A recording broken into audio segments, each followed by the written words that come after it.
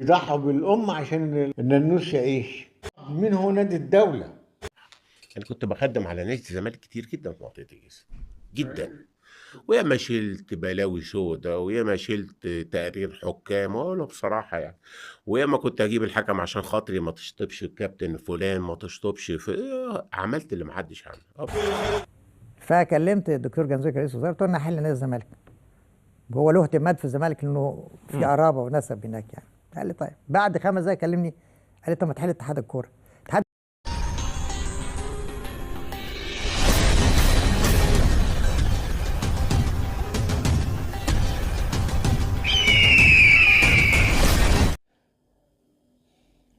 السلام عليكم ورحمة الله وبركاته. أهلا ومرحبا بكم في قناتكم الأهلي وطن سبورت. يعني يا ريت اللايك بتاعك اللي أنت بتعمله والتعليق هو اللي بيخلي الفيديو عندي ينتشر. فأرجو منكم يعني تترك تعليقك وتعمل لايك للفيديو. النهاردة هنعرف مع بعض مين هو نادي الدولة. هنعرف مين هو النادي اللي بيدعي المظلومية وبيتهم غيره. يعني بيقول لك ان الاهلي هو الفريق الوحيد في مصر اللي بيستفيد من الحكام. لما طاهر ابو زيد في عصر الاخوان وايام رئيس مجلس الوزراء الدكتور علي عبد العال، لما جه يحل الاهلي والوزير هو الوكيل، ده كان قرار سياسي لان البلد ما كانش تستحمل، مش قرار رياضي. ده قرار سياسي عشان الدولة ما كانتش هتتحمل الكلام ده. لكن النهارده اما نيجي نسمع واحد بيقول لك انا كنت لجنة الجيزة لكرة القدم، وكنت كل شغلتي ان انا بخدم نادي الزمالك، بجيب الحكام يغيروا التقارير بتاعتهم عشان اللعيبة بتاعت الزمالك ما تتشطبش.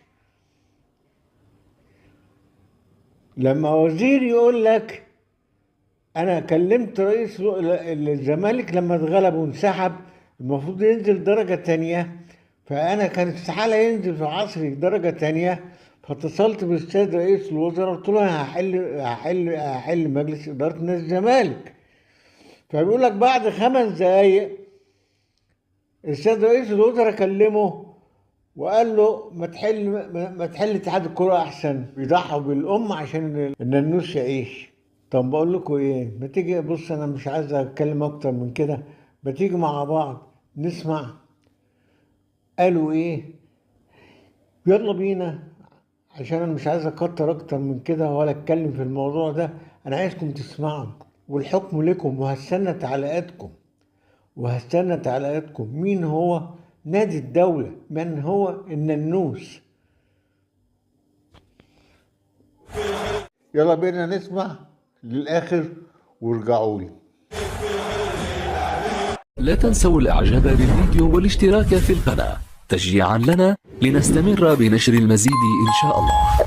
لما جينا نجدد الدوره الثانيه بتاعه المنطقه، انا طبعا خلينا نتكلم بصراحه، انا كنت بخدم على نادي الزمالك كتير جدا في منطقه الجيزه جدا، وياما شلت بلاوي سودا وياما شلت تقرير حكام واقول بصراحه يعني، وياما كنت اجيب الحكم عشان خاطري ما تشطبش الكابتن فلان، ما تشطبش في عملت اللي محدش عمله. بس بكلمك بصراحه يعني جاملت الزمالك طبعا كتير طبعا، باستثناء الموضوع بتاع جده، بموضوع الشيك لان جده كان من حق النادي الاهلي، فانا هنا اتقيدت بقانون، وكان في لعبكه في قصه ونيابه دخلت انا وتزوير عارف.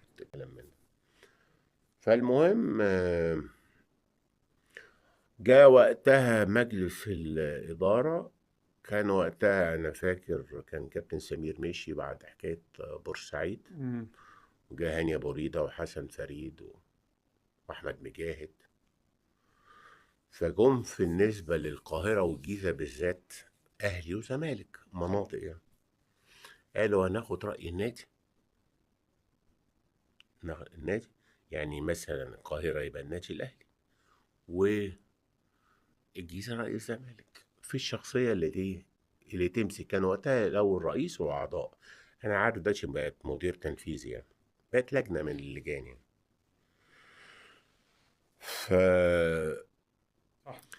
في ايام تقرير حكام بالدين لعيبه واسامي شنبات في نادي الزمالك، اللي عايز يتشطب واللي عايز يتعمل واللي بس عايز في القطاعات مش كابتن الدرجة عبد الأولى. الرحيم الله يرحمه ويحسن اليه كان مره واخد قرار شط ب6 شهور، خدت بالك؟ والحمد لله شلناه. بقول لك بصراحه جبت الحكم عشان خاطري وبتاع، بكلمك بمنتهى الامانه كده. طبعا. فالمهم كان رد النادي حاجه تكسب بصراحه.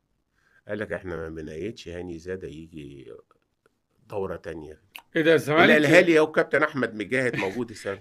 ايه ده الزمالك بعد كل ده يعني قلت الاهلي اللي اعترض ممدوح عليه عباس بقى اعتبروني منشخ منشخ يعني. اعتبروني ان انا علشان علاقتي كويسه مع المستشار مرتضى منصور وجلال بيه ابراهيم الله يرحمه والعالم. فمش طب انا ايه المشكله؟ علاقتي كويسه بيهم طبعا، ده انا قاعد 25 26 سنه معاهم. بس علاقتك بالنادي اقوى.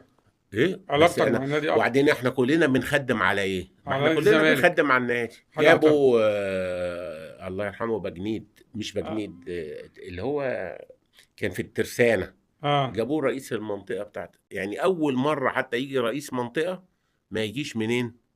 من نادي الزمالك. منطقه الجيزه طول اول رئيس منطقه الجيزه كان مين؟ كان كابتن محمد لطيف.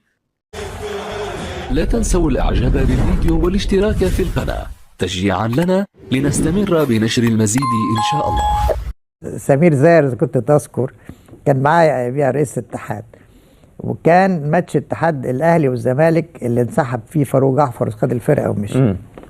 وكان المستشار مرتضى منصور كان وكيل النادي. فاصدروا قرار بان هم هينسحبوا من الدوري. وكانت جد بقى بالذات دلوقتي يعني. فانا انسحاب يعني نادي الزمالك ينزل درجه رابعه. فعهدي تبقى صعبه جدا. فانا طبعا كلمت بعت حنفي ابو طالب كان زملكاوي وكيل رئيس وكيل ماسك الرياضه عندي، قلت له روح اتكلم مع مستشار جلال ابراهيم والناس دي كلها. قال لي ما فيش فايده، خلاص هحل الزمالك.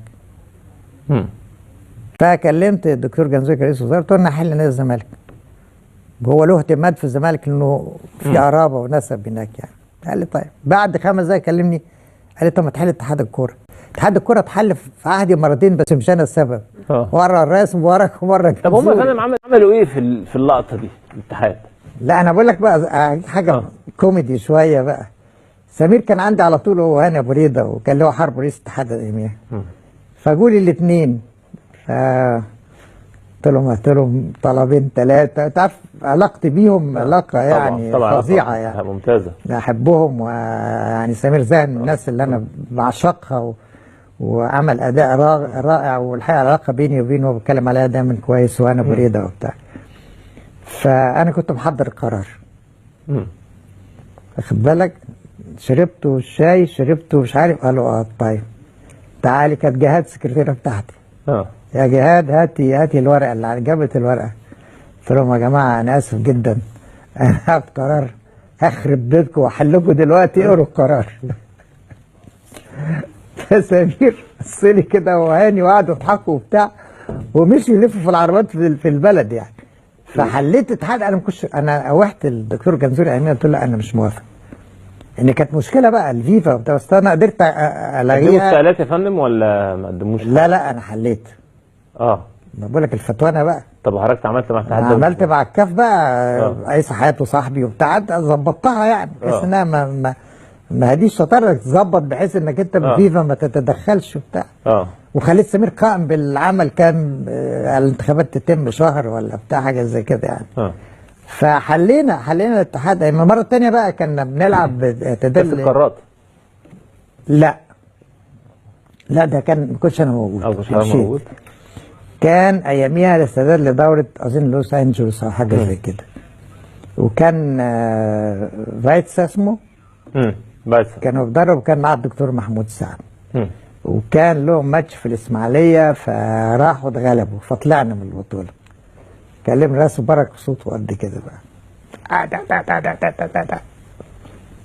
حل رحت حالل. الحته المايله يا ست وزير. انا بقول لك شتمت الصحافه تشتمني هنا وهنا وماليش دور في القصه كلها يعني.